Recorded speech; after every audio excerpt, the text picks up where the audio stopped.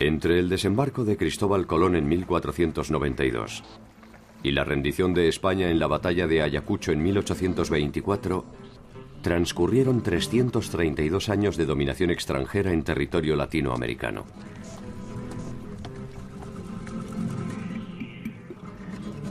Ninguno de los monarcas españoles conoció nunca el territorio americano en ese lapso.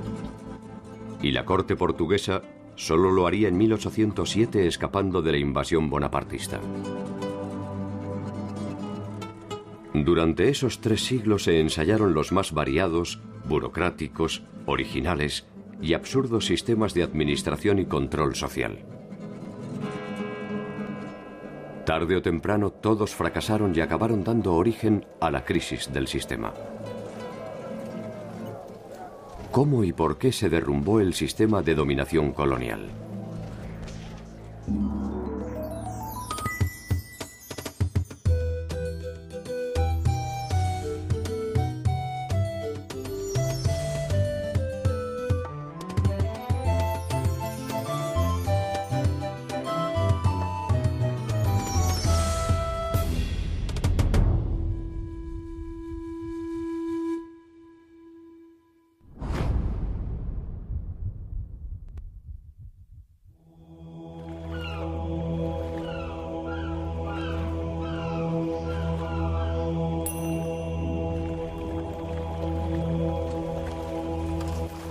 Como toda conquista, la irrupción de Europa en el actual territorio latinoamericano fue un proceso violento, ilegítimo e inmoral.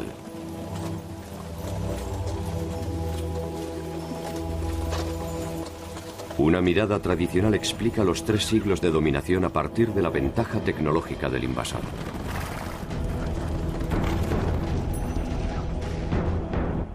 Para muchos, se trató de un simple enfrentamiento entre la inocencia y la impiedad. Sin embargo, los comportamientos de las sociedades originarias y emergentes jugaron un papel decisivo en la colonización. Muchas veces para rechazarla y otras tantas para consolidarla. Un pensador mexicano muy importante del siglo XX, José Vasconcelos, escribió una vez que la conquista de México la hicieron los indígenas y la independencia la hicieron los españoles. Esa frase es claramente irónica, pero tiene mucho de verdadero, ¿no? Realmente, como hemos visto, el ejército que conquistó Mexico Tenochtitlan y que destruyó el poderío mexica fue un ejército mayoritariamente indígena.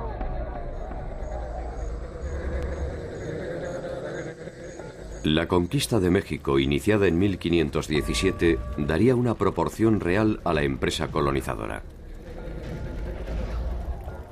Después de su experiencia en las Antillas, por primera vez los españoles se enfrentan a una fuerza imperial capaz de darles batalla. La clave del éxito de Hernán Cortés reposa más en sus aptitudes diplomáticas que en sus condiciones militares. Cortés era un gran político, porque fue un hombre que supo identificar la posibilidad de las alianzas con los indígenas, que supo construir esas alianzas y que luego fue muy meticuloso en honrarlas y en mantenerlas a cualquier costo, porque sabía que esa era la clave para ganar el poder. Cuando los españoles se dan cuenta que venciendo a las cabezas de estos señoríos, toda la población se da por vencida sin prestar resistencia. Si han vencido a mis jefes o a los pueblos que han dominado a mi pueblo, quiere decir que yo no tengo ninguna posibilidad de resistencia. No hay que olvidar que en estos primeros años no debe haber habido en México más de 1,000 o 2,000 o inclusive 5,000 españoles cuando había pues quizá más de 10 millones de indígenas en el territorio. Era imposible que los españoles gobernaran directamente por la fuerza o por la política a los indígenas y sabían que los aliados eran fundamentales para ese gobierno.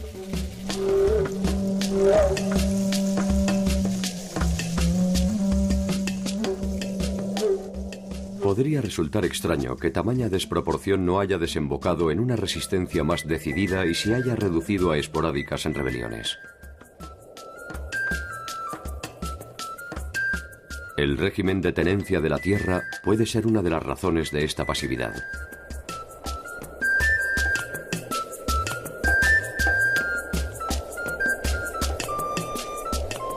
A los pueblos mesoamericanos les era muy preciado quedarse en la tierra que habían trabajado por milenios, pero realmente milenios, sus ancestros, y por lo tanto querían quedarse en los territorios que eran y aceptaron la subordinación.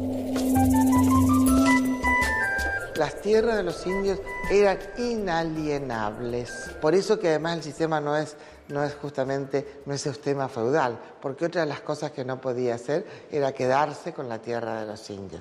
Lo hacía ilegalmente, pero legalmente no podía. Estos primeros 50 años establecieron una tensión constante entre las aspiraciones de los reinos europeos y las realidades que en Latinoamérica encontraba la avanzada colonizadora. Lo que hubo a lo largo del siglo XVI fue una negociación entre los españoles y los indígenas para ver cuántos privilegios iban a conservar, de qué manera se iban a conservar, cómo se iba a gobernar la Nueva España respetando a los pueblos aliados. Conforme los españoles fueron ganando fuerza, fueron respetando menos a los aliados. Y conforme obviamente los aliados se fueron debilitando, fueron perdiendo muchos de los privilegios que tenían. El sistema de gobierno, de alguna manera, tenía que regirse por un cuerpo de leyes. El rey no podía manejar esto, ¿no?, en forma personal. Hacía un consejo, como hay otros consejos en España, un consejo dedicado exclusivamente a los asuntos de Indias. El Consejo sugiere, el rey decide, y los funcionarios coloniales intentan cumplir las leyes, atendiendo las demandas crecientes de quienes viven en América. Os espanhóis não se intimidaram em criar instituições locais na América, enquanto que os portugueses, nesse sentido, foram muito mais centralizadores. Mas na medida em que eles criaram instituições locais na América Espanhola, eles possibilitaram que os criolhos, né, se formassem localmente, participassem de uma vida cortesã nas cortes vice-reinais, enquanto que os luso-americanos demoraram para desenvolver formas de sociabilidade de tipo europeu. Imaginar que dos mundos tan diferentes podían funcionar sin conflictividad transforma la empresa en una cruzada irracional.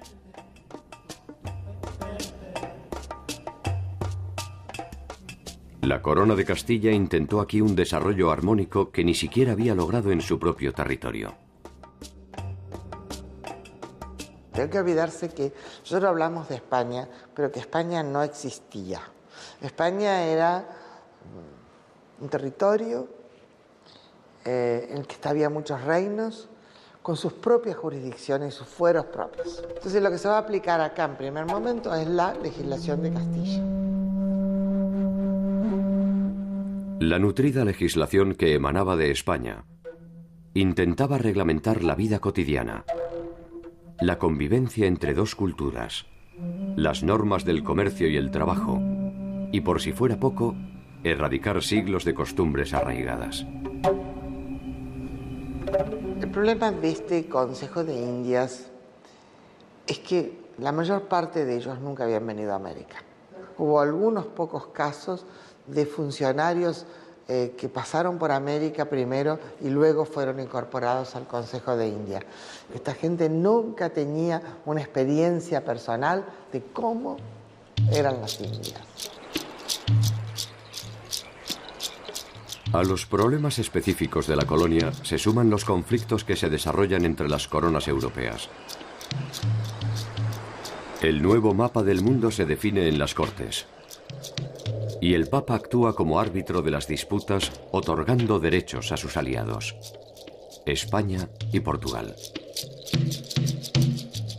O Brasil demora para ser ocupado. Os encontros pontuais, as expedições de reconhecimento da costa, mas a primeira tentativa mesmo de estabelecimento no Brasil mais efetiva, realizada pela coroa portuguesa, é 1549, quando se manda já um governador. Para entonces, España no solo había conquistado al Imperio Azteca, sino que también había derrotado a los incas. Desde el oeste, una expedición comandada por Pizarro avanzaba hacia el Amazonas. La primera fundación de Buenos Aires ya había fracasado, y Asunción se consolidaba como la ciudad más importante al sur continental. Brasil, en tanto, mantenía una precaria soberanía apoyado en el esfuerzo de los colonos. Há uma descontinuidade incrível na dominação portuguesa. A ocupação ela é descontínua e ela é descontígua, ou seja, com exceção da região de Minas Gerais, onde há uma malha urbana mais considerável, há um território imenso e parcamente ocupado. La expansión de las grandes potencias europeas en la búsqueda de nuevos mercados se alimentaba con cada civilización encontrada.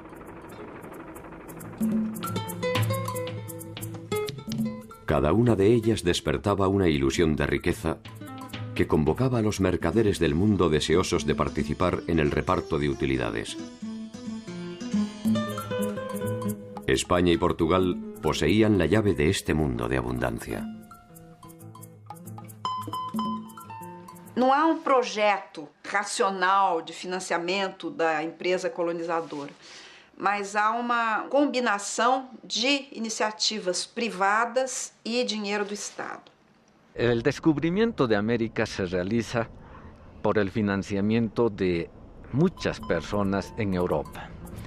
En realidad, con el descubrimiento de América hemos financiado el renacimiento europeo y tal vez España ha sido el país menos beneficiario.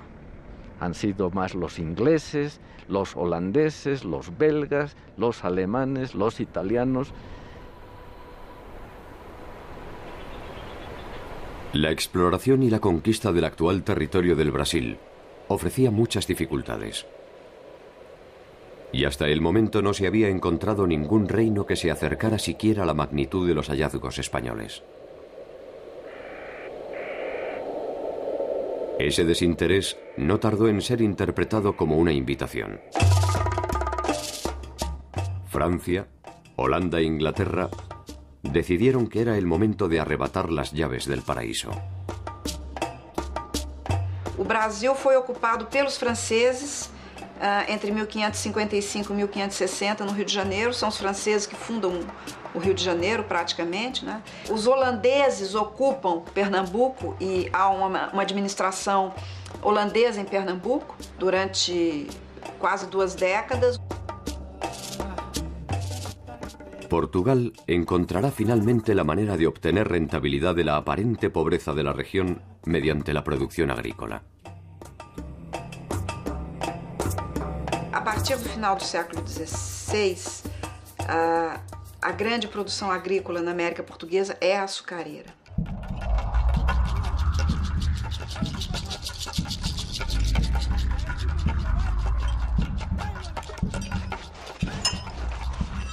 El tráfico de esclavos fue otra de las fuentes de ingresos primordiales de Portugal y de otras potencias europeas. En 1518 se recibe el primer envío de esclavos africanos hacia América y el comercio no se detendrá hasta 1873, cuando el último de los cargamentos documentados llega al sur de la isla de Cuba.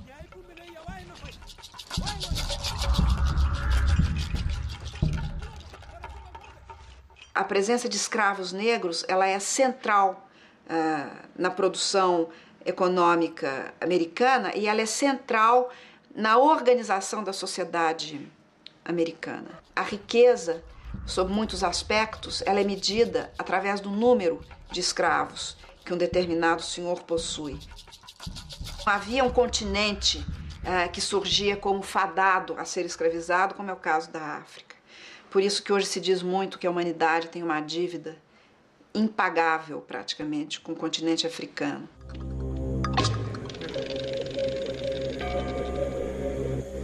Un poco más de 100 años debió esperar Latinoamérica para que un funcionario colonial nacido en el territorio asumiera funciones de gobierno. En 1597, un hijo de españoles, Hernando Arias de Saavedra, Hernandarias, asume el liderazgo del gobierno de Paraguay. Desde el inicio de la conquista de la Cuenca del Plata, la resistencia de guaraníes y tupís puso en vilo tanto a la corona española como a la portuguesa.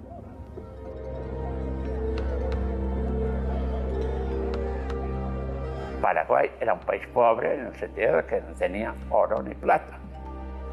Si encima tampoco tenía indios para trabajar con los españoles, entonces era más pobre todavía.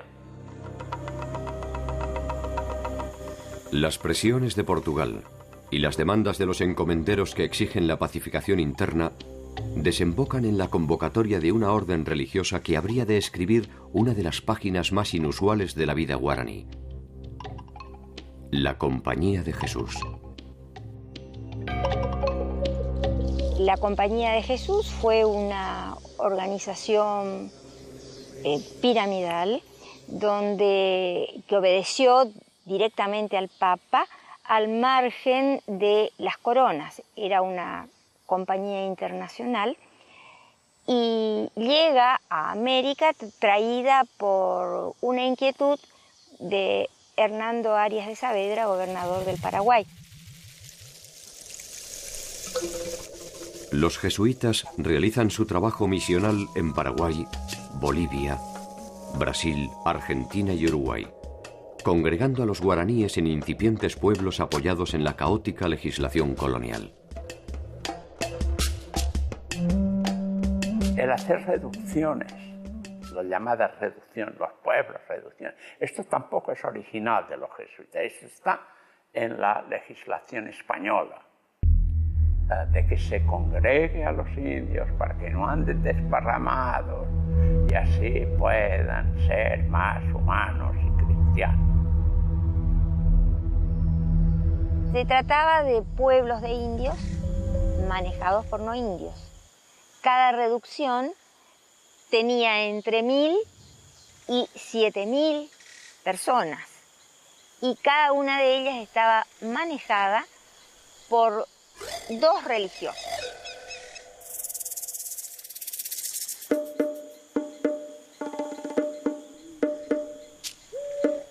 La experiencia jesuítica ha convocado innumerables debates.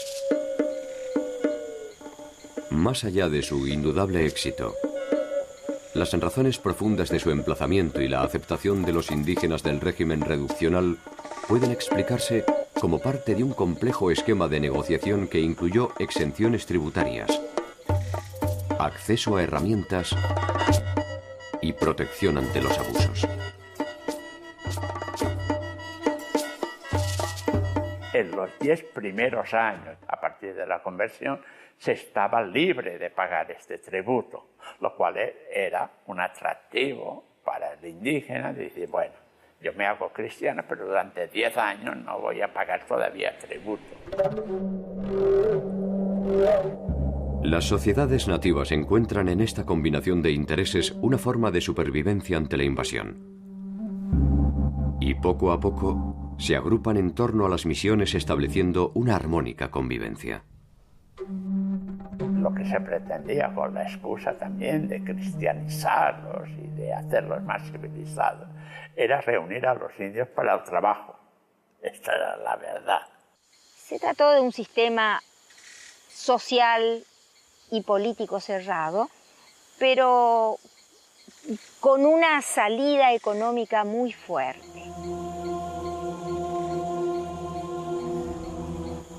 Las misiones crecieron exponencialmente, y lo que en apariencia era una solución para el problema de la mano de obra nativa, derivó en un enfrentamiento con los encomenderos españoles. Los encomenderos en un primer momento pensaban que al final estos indios iban a caer en sus manos y se dieron muy pronto cuenta de que no. Y no solamente no caían en sus manos, sino que llegaron a formar lo que a veces se ha llamado una república autónoma. Pero eran verdaderas ciudades totalmente planificadas, a diferencia de las hispanas, que eran caseríos sin planificación, En el momento justamente de la expulsión, en Santana habían 4.800 personas, en Loreto 7.000, en San Ignacio 6.800, Asunción, que era otra gran ciudad hispana, 2.000.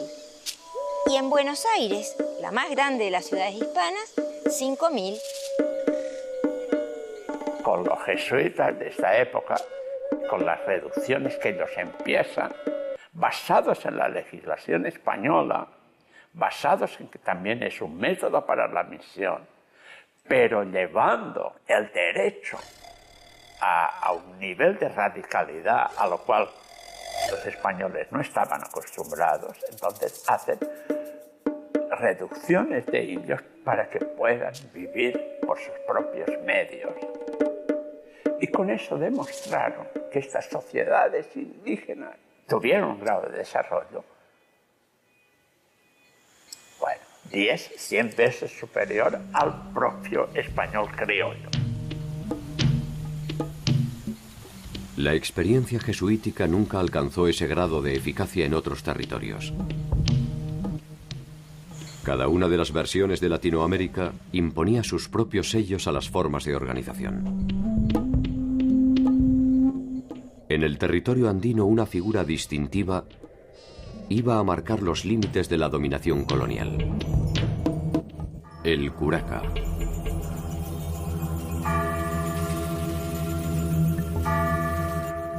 En 1548, en las cercanías del lago Titicaca, se funda la ciudad de La Paz.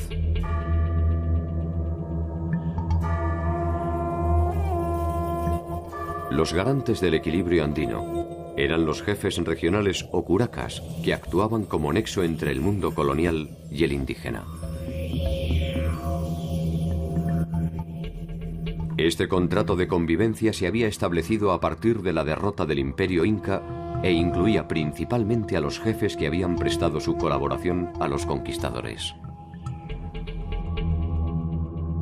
La bisagra típica que había en el Estado colonial era que estaba entre la llamada República de Indios y la de República de Españoles. En unas partes llamaban cacique, en otras llamaban curaca.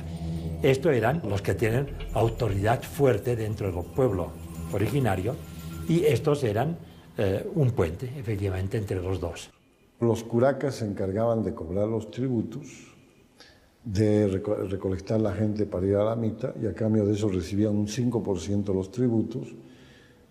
Ellos no pagaban tributo, tenían derecho a la educación en la escuela de caciques, porque a los curacas se los denominó erróneamente caciques, trayendo la palabra desde el Caribe. Por ejemplo, en los testamentos se ve que tienen casas, haciendas, pequeñas haciendas, cuadros, muchas pinturas, es increíble la cantidad de pinturas, a veces hasta libros, mulas. Muchos manejaban el transporte de las mulas. Una de las principales fuentes de ingresos del gobierno español es el tributo. Cada uno de los miembros de la comunidad debía pagar al rey una suma de dinero anual. El tributo se fija en pesos. Es decir, el indígena tiene que ir a vender su producción en el mercado. Eso significa que va a ingresar al sistema mercantil, vende su producción en el mercado y con lo que gana ese mercado tiene que pagar el tributo. Se pagaba 2 veces al año, en San Juan, en junio, y en Navidad. La elección de las fechas no resulta casual. Las fiestas y celebraciones eran una institución de vital importancia en las relaciones de intercambio andinas.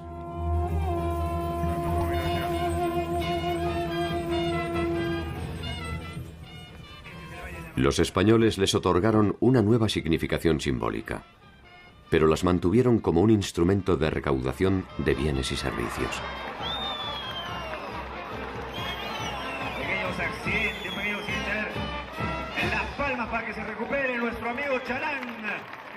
Siempre en estas fiestas era el momento en que también nombraban a los que tenían que ir a la mita de Potosí. Es decir, que llegaba allá y empezaba a recoger los tributos, y además de recoger los tributos, sabía quiénes tenían que ser los mitayos, los que tenían mita, es decir, que tenían turno para ir a Potosí. La mita era ya una práctica de trabajo forzado, de trabajo obligatorio, ya en el Imperio Incaico. Cuando los españoles llegaron, lo que han hecho es perfeccionar esta forma de trabajo. Los mitayos en algún caso tenían que recorrer hasta 600 kilómetros para llegar a Potosí. Venían cargados con toda su familia, con ropa y con todo su alimento para un año, porque con los 2 reales que recibían de la corona no podían subsistir.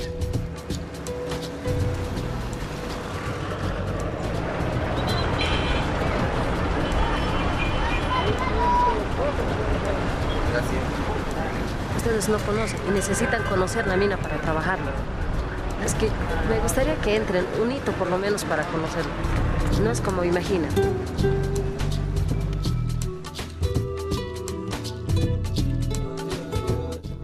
La designación de los mitayos se transforma en una fuente de conflictos. Los curacas designan discrecionalmente a los elegidos, quienes a cambio del pago de una suma pueden eximirse de esta obligación. En poco tiempo, este pago ilegítimo es una fuente de ingreso de vital importancia para la corona y fundamentalmente para los funcionarios coloniales y los curacas que presionan a la población siguiendo el nuevo protocolo de rentabilidad impuesto por los Borbones. Quizás es muy importante para entender todo lo que ocurre en este tiempo un cambio que ocurre en España, que es que entran los Borbones. Y los Borbones, vistos desde la perspectiva española y europea, son los modernizadores del Estado y por ende también de las colonias. Toda esa especie de convivencias, modus vivendi que se habían encontrado entre la República de Españoles y la República de Indios, lo encontraban anticuado y lo querían modernizar. Y entonces el Estado tenía que ser mucho más fuerte en todas partes. Estas transformaciones afectan principalmente a los intereses de los grupos corporativos, encomenderos, comerciantes, propietarios de minas y transportistas. Incluso la Iglesia ve reducido su poder tanto en lo económico como en lo político. En 1776, la Compañía de Jesús es expulsada de España y Portugal, y como consecuencia debe abandonar las reducciones guaraníticas. Los jesuitas fueron sustituidos por franciscanos, mercedarios y dominicos. El mapa de Latinoamérica cambia al ritmo de estas reformas y se crean nuevas jurisdicciones políticas que buscan reforzar el control sobre la actividad económica. Lo que hoy es Bolivia dependía del Virreinato del Perú hasta 1776. Desde 1776 hasta el inicio de la Guerra de la Independencia dependía del Virreinato de La Plata, cuya capital era Buenos Aires. El territorio andino queda dividido en 2 regiones, una que responde a los intereses de Buenos Aires y la otra a los de Lima. Los convidados de piedra de estas transformaciones son los grupos originarios. Hacia 1730, en los Andes, se multiplican las protestas contra las nuevas reglamentaciones. Poco a poco estas demandas se intensifican ante la indefinición de las autoridades, que están lejos de imaginar la futura escalada de violencia que pondrá en riesgo el sistema de dominación español.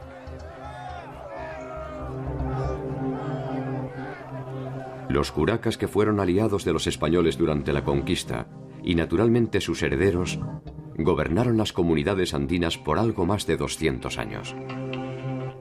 El doble de lo que había durado el Imperio Inca.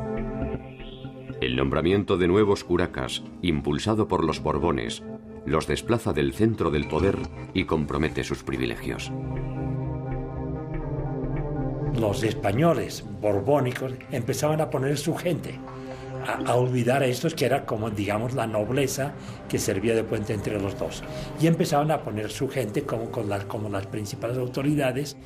Llegó lo que aquí se empezó a llamar los caciques intrusos. Los caciques le daban distintos nombres que no respetaban esta autoridad de este estilo. Todo eso creó un montón de revueltas en distintas partes de resistencia a la manera en que se vivía, tanto en los indígenas como también en algunos españoles. Hubo una serie de rebeliones en todo ese tiempo.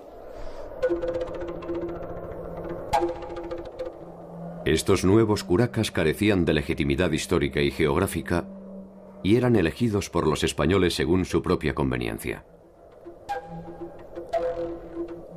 Los curacas desplazados y sus herederos no tardaron en presionar a las autoridades para recuperar su pequeño espacio de poder. Florencio Lupa era un curaca mestizo que gobernaba la región de Moscari. En su figura se concentran todos los vicios que sirvieron de fragua para la rebelión. Su situación patrimonial se sustentaba en una administración despótica, que incluía otra de las prácticas lucrativas que había instaurado la corona: los repartos. Los repartos era en vez de mercado libre o comercio libre, comercio obligatorio. Telas que llegaban de España o de los Obraques o de otras partes, mulas que venían del norte argentino. El corregidor tenía el monopolio de la comercialización de esto y obligaba a que la gente del común compraran esas cosas. A los tributos excesivos, la discrecionalidad de la designación de los mitallos, las usurpaciones de tierras, la presión de los repartos forzosos y la crisis de la legitimidad cacical, se sumaría un nuevo foco de conflictos. La población andina estaba obligada a pagar un tributo a las iglesias y a correr con los gastos de las celebraciones religiosas. Los Borbones reducen estos aportes, y los curas en represalia suspenden algunas de las fiestas y presionan a los indígenas para que continúen pagando. Dionisio Cortés, uno de los curas de la región norte del Potosí, llegará incluso a encerrarlos y castigarlos con azotes ante la negativa de continuar aportando al mantenimiento de la iglesia. La audiencia de Charcas es la receptora de los reclamos indígenas e intenta mediante sus fallos aplacar el descontento generalizado. Algunos curacas históricos son restituidos a sus puestos, contrariando incluso las disposiciones de los corregidores. La población queda encerrada entre esta suma de conflictos de poder. Porque los indígenas justamente aprenden muy rápidamente a ingresar a la justicia, al sistema jurídico. Rápidamente aprenden a pleitear y ellos defienden muy hábilmente sus tierras con sus derechos, porque lo que va a aceptar España es la tradición oral que ellos transmiten. El 25 de marzo de 1778, Joaquín Alós asume el cargo de corregidor de la convulsionada región. Los indios de Moscari presionan a las autoridades para destituir a Florencio Lupa. Muy cerca de allí, en la localidad de Macha, se produce una protesta similar. Dos indígenas del lugar, Tomás Catari y Tomás Hacho, intentan deponer al curaca que ha designado a Alós, reclamando que ellos son los auténticos curacas de Macha. Alós los manda detener. Lejos de amedrentarse, en cuanto recuperan su libertad, inician su más ambiciosa travesía. Se fueron caminando hasta Buenos Aires a reclamar en el virreinato que ellos eran los legítimos curacas de esta región. 3000 kilómetros los separaban de la capital virreinal. Tomás Catari era un indio modesto, analfabeto, y su condición de heredero legítimo por vía del linaje era al menos cuestionable. Sin embargo, quizás en honor al carácter épico de la proeza, es recibido en Buenos Aires por el virrey Bertiz, quien ordena investigar al corregidor Alós y reponer a Catari como curaca de Macha de comprobarse la veracidad de sus planteamientos. A su regreso, en mayo de 1779, Tomás Katari es encarcelado nuevamente por Alós, quien confisca el documento firmado por el virrey, aduciendo que es falso. En agosto de 1780, Alós sufre una violenta manifestación que exige la liberación de Katari. Al comienzo de la represión, Alós es tomado prisionero. Y lo tuvieron detenido y entonces lo llevaron de comunidad en comunidad, le vistieron de indígena, ¿no? Descalzo, y le daban a comer chuños. Así vivimos nosotros, lo sentimos, pero eso es lo que tenemos y todo eso. Y lo tuvieron detenido hasta que Alós hizo una orden, en quien la orden dio la orden de liberar a Tomás Katari. Durante este conflicto, los grupos aymaras de Macha terminaron pagando a Tomás Katari el tributo exigido por la corona. Katari no solo entregó sus tributos a las autoridades virreinales, también aumentó la recaudación, demostrando los manejos fraudulentos que se habían institucionalizado en la región. Sin embargo, la detención del corregidor Alós era un abierto desafío al orden colonial, que difícilmente pudiera ser tolerado. El 5 de septiembre de 1780 hay incertidumbre y preocupación en la ciudad de La Paz. Los rumores hablan de un inminente ataque de los indígenas. La conmoción tiene sus razones en las puertas de la ciudad más representativa del poder español. Sobre una cruz se exhibe la cabeza del curaca más representativo de la corrupción local, Florencio Lupa, quien ha sido ejecutado por los rebeldes.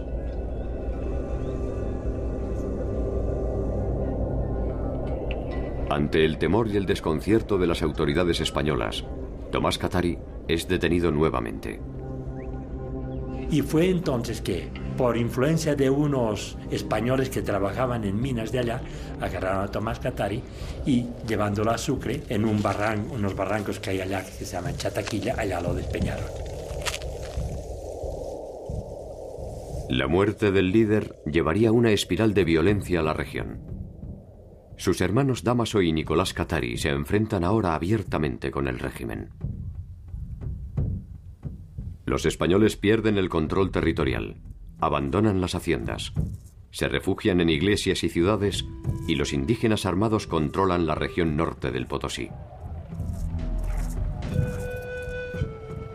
En la Cuaresma de 1781 le llegará el turno al padre Dionisio Cortés, que es asesinado aparentemente por órdenes de Dámaso. Decenas de curacas fieles a las autoridades también son asesinados. Una semana después, otro grupo de indios irrumpe en la iglesia de San Pedro de Buenavista y mata a más de 200 personas que se habían refugiado en el interior, incluyendo al sacerdote. Los hermanos Katari avanzan sobre la ciudad de La Paz y establecen un sitio desde las laderas de los cerros en abierto desafío al gobierno español. No muy lejos de allí, Cuzco, la que había sido la gloriosa capital del Imperio Inca, vivirá un episodio similar. A medio camino entre Cusco y el lago Titicaca hay un lugar llamado Tungazuca, que es una hacienda cuyo propietario de esta hacienda era el cacique José Gabriel Condorcanqui. Ese era su nombre. José Gabriel Condorcanqui, que pasaría a la historia como Tupac Amaru II, lidera una protesta similar contra los abusos de los corregidores. Así como este Tomás Katari era relativamente pobretón, no era un ricacho, pues él era un señor de esos así, había estudiado en el colegio de los jesuitas, no el para hijos de caciques, sino el de los españoles. Tenía mucha conciencia de su nobleza inca, tenía un pleito en el virreinato por el marquesado de Oropesa, es decir, un título nobiliario español. Mientras que la sublevación de los cataris fue la consecuencia de un proceso algo improvisado, la de Tupac Amaru fue una acción premeditada que perseguía fines específicos: la búsqueda del poder. El corregidor de la región de Tinta, don Antonio de Arriaga, serviría de instrumento para dar inicio a la rebelión y hacerla irreversible. Fue el día 4 de noviembre del mismo año, del 1780. Tupac Amaru, que hizo toda una gran fiesta en su finca de Tuncazuca, invitó al corregidor. Cuando se estaba yendo, le hicieron una emboscada allí a la salida de ahí y lo trajeron detenido, preso ya, y empezó a hacer un juicio a Arriaga por las cosas que había hecho contra su pueblo. La sorpresa de Arriaga debe haber sido mayúscula. Un nativo se arrogaba el poder de justicia en territorio español. Al menos no fue una sorpresa duradera. 6 días después sería encontrado culpable y Tupac Amaru II daría un paso más arriesgado. Levantó una horca, que era privilegio de los españoles, y lo colgaron. Y a partir de eso, entonces empezó una rebelión, y ahí Tupac Amaru buscó una alianza con los mestizos del Cusco. Los indígenas de la región, cansados de los abusos, se suman mayoritariamente al llamado de Tupac Amaru, quien al mando de un improvisado ejército obtiene una primera victoria en Sangarará. Ahora se encamina a Cuzco. Su esperanza es que los criollos se plieguen al movimiento ante la promesa de libre comercio y supresión de impuestos. Los criollos finalmente eligen el dominio colonial. Tupac Amaru llegó a cercar el Cusco, pero no tuvo éxito. Lo persiguieron y en una batalla no lejos de Tungazuca, allá perdió, alguien lo denunció y entonces lo ejecutaron en la plaza del Cusco con los 4 caballos. Cada parte de su cuerpo iba a un sitio que había sido rebelde para escarmiento. Y así fue que acabó Tupac Amaru pronto, bastante pronto. Algunos de sus capitanes logran escapar hacia el sur, donde la rebelión iniciada por los cataris aún no se había apagado. Los cataris todavía mantienen el cerco sobre la paz y están en condiciones de dar el golpe definitivo. Pero las diferencias internas entre los grupos rebeldes, fundamentalmente entre los de Macha y Pocoata, paralizan el movimiento. El cerco se diluye y algunos curacas comienzan a ver que quizás han ido demasiado lejos. Los hermanos Katari y los principales líderes en rebeldes son delatados por sus propios compañeros y apresados por las autoridades españolas. Los traidores recibirán a cambio una amnistía general y la restitución de sus privilegios. La caída de Nicolás y de Dámaso en las puertas de Sucre ocurrió a principios del 81. Los detuvieron, les hicieron un juicio y los ajusticiaron. Dámaso Katari y su hermano Nicolás, junto con otros insurgentes, fueron ahorcados en la plaza pública. La orden exigía que sus restos mutilados se exhibieran en las cabeceras de los pueblos rebeldes. Pese al escarmiento ejemplar, el control de la región estaba lejos de volver al estado anterior a la revuelta. Entre Potosí y La Paz se encuentra la ciudad de Oruro. De allí surgiría el líder que podría reunir ambas rebeliones bajo un solo nombre: Julián Apasa. Ya se sabía que Tomás Katari lo habían matado, ¿no? Que Tupac Amaru ya lo habían matado, y entonces él hizo una sesión de lo que se podría llamar de chamacanis. Chamacani es el nombre de uno de los sacerdotes, de los profetas, diríamos, de la cultura aymara, que quiere decir el dueño de la oscuridad, ¿no? Que hablan con los cerros, con la madre tierra, etcétera, etcétera, desde la oscuridad. No tienen contacto, como una especie de medium. Entonces, en una sesión, en un cuartito, no se sabe dónde, él estaba ya acurrucado, tapado con un poncho, y de repente empezó a hablar, y le empezaron a preguntar: ¿y quién eres? Y de repente dijo: soy Tomás Tupac Katari.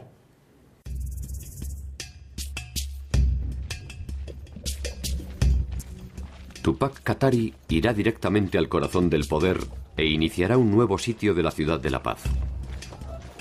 Desde el norte, las fuerzas supervivientes de la rebelión cuzqueña, al mando de Andrés Tupac Amaru, se sumarán al poderoso cerco.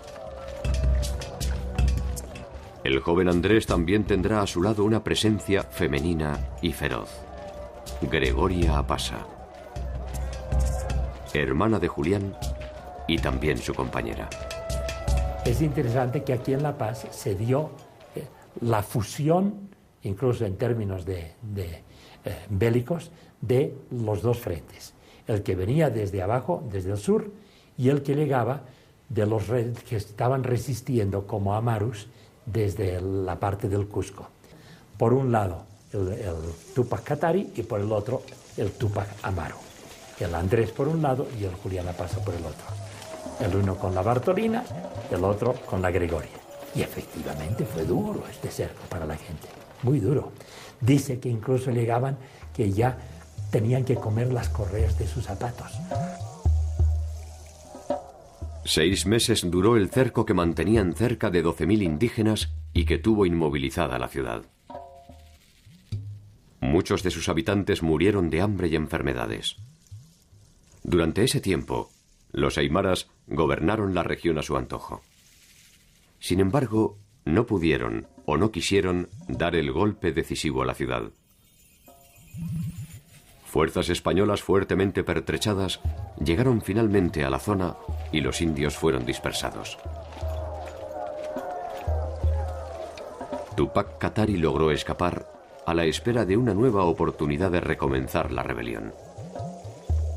Hubo un traidor, Incalipes se llamaba, y dijo a los que venían a buscarlo a dónde se había ocultado y llegaron a él y lo agarraron. Y empezó el juicio de todos ellos. Efectivamente, la solución final fue que también los condenaron a la misma pena de ser descuartizados por 4 caballos, como habían hecho antes con Tupac Amaru. Tomás Katari, Nicolás Katari, Damaso Katari, José Gabriel Condorcanqui, Micaela Bastidas, Julián Apasa, Bartolina Sisa y Gregoria Apasa son los nombres llanos de quienes pusieron en vilo al poder colonial. Sus motivaciones iniciales fueron diferentes y sus finales apenas se diferenciaron con el grado de crueldad con el que fueron ajusticiados. Cuando sus restos fueron esparcidos por el territorio andino, perdieron sus individualidades y fueron semillas de otros Amarus y Kataris. Aunque quizás no hablaran tan explícitamente de independencia, pero fue una rebelión claramente contra el poder colonial. Si querían llegar hasta quitar los españoles, ahí hay dudas, pero fue donde los criollos, que también podían estar descontentos, vieron que la posibilidad de romper con la corona era posible.